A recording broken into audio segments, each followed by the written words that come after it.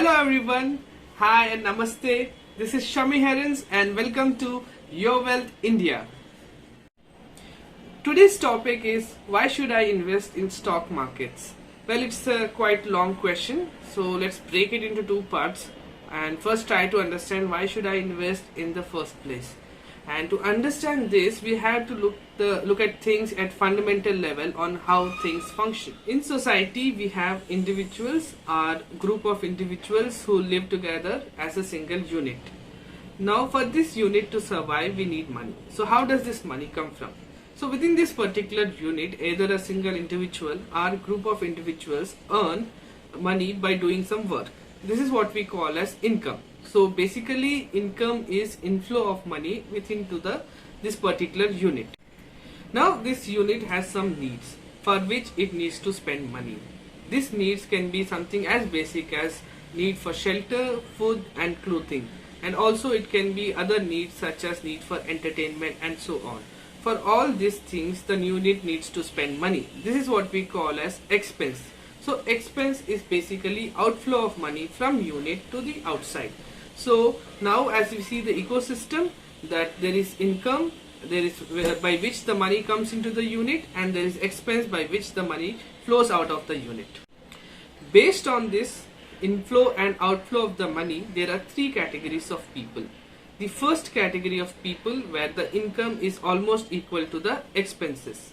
Well, they are not at equilibrium all the time, but however, if you look at it in long-term perspective, the income is almost equal to the expenses. Sometimes the expenses are more and sometimes the expenses are less, but in the end it is almost equal to the same. It's like taking 2 steps forward and then taking 2 steps back, but in the end you end up at the same position.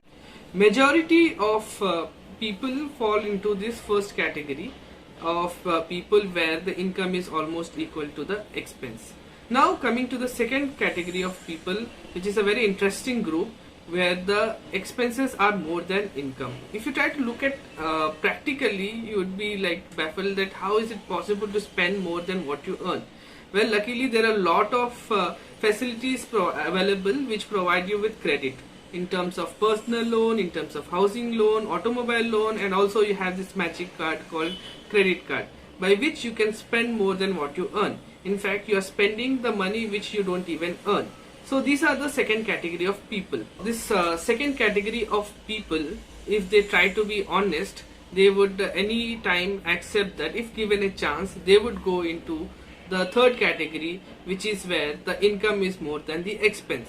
So for instance, if you are earning 100 rupees and then you are spending only 80 rupees as expense, then you are left with 20 rupees, which is your surplus income.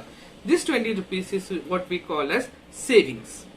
So ideally, the people from category 1 and category 2 would like to move into category 3, where at the end of each cycle, which is usually a month, you end up with savings. So how do you come into this category 3 of people? So ideally, if you look at the mathematics of this, there are two ways to do that. Either decrease your expenses or increase your income. So given how we are already living with a constrained budget and giving up on some of the things we'd like to have, there's not much scope on reducing your expenses further. So the ideal way to go into this third category of people would be by increasing your income. So how do I increase my income? I can earn more money by taking up a second job. However, as any individual, I am limited by 24 hours in a day, out of which I need to dedicate 6 hours to sleep. So there is not much opportunity here on earning more money by doing multiple jobs. The second method would be to empower another member of your family so that they can also earn money and contribute to the household income. But however, if that is the case, I am pretty sure that it is already in place that they are also earning and you are still in either category 1 or category 2. So what should we do to get into this third category of people? Well, what most people don't realize that there is another resource in each and every unit that is capable of earning more money. Well, this resource is the money itself. Yes, money has the capability to earn more money for you. And how is that possible? Well, that is what we call as investment. Investment is an instrument by which we can empower our money to earn more money. And the best part of money as a resource is that you can actually calculate how well this money is working for you in order to earn more money. For example, if you have 100 rupees in your bank account and at end of year you are paid 5 rupees as interest by the bank, then over the year you have earned 5% interest on the 100 rupees money in your banking account. So this 100 rupees has worked the entire year for you to provide you with 5% of return.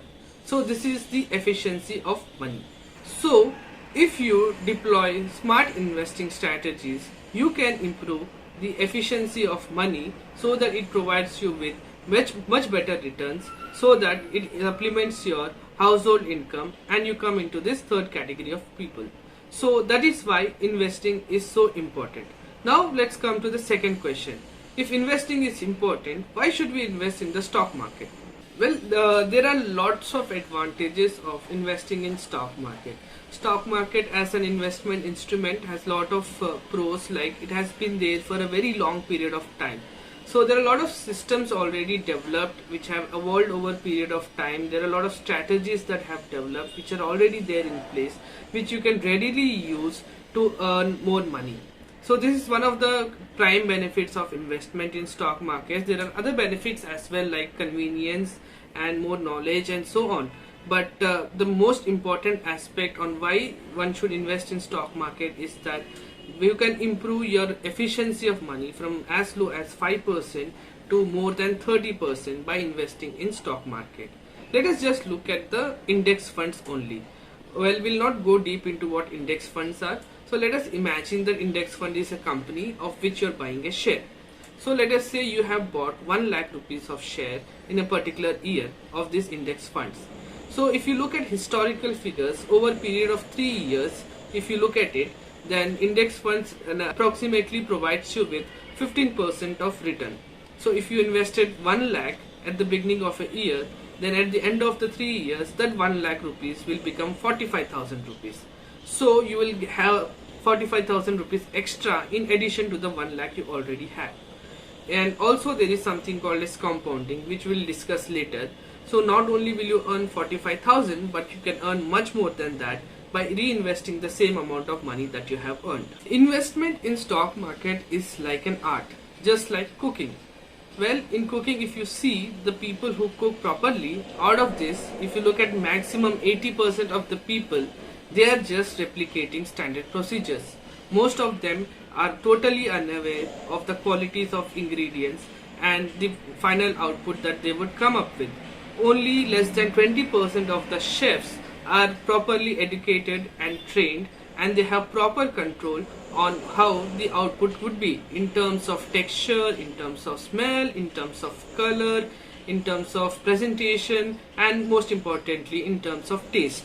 Similarly, investment in stock market, the people who actually invest, more than 80% of them are just replicating what they have seen or learned from outside resources, like reading a book from their friends, from their family, or from other YouTube videos.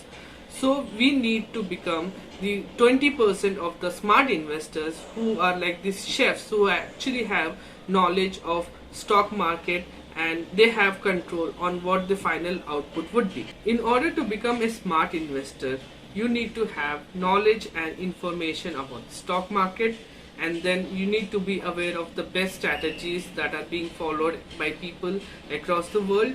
And in addition to that, you also need to have some soft skills like discipline, patience, managing expectations, risk management, and so on.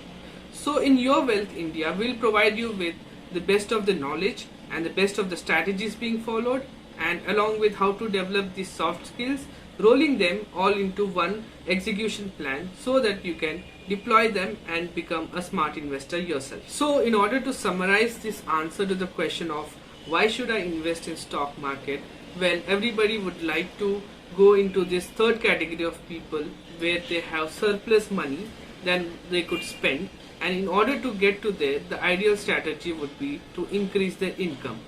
And because of bottlenecks and constraints in other methods, the ideal way would be to make your money work for you. And by investing in stock market, you can improve the efficiency of the work of your money by getting as much as even 30% returns.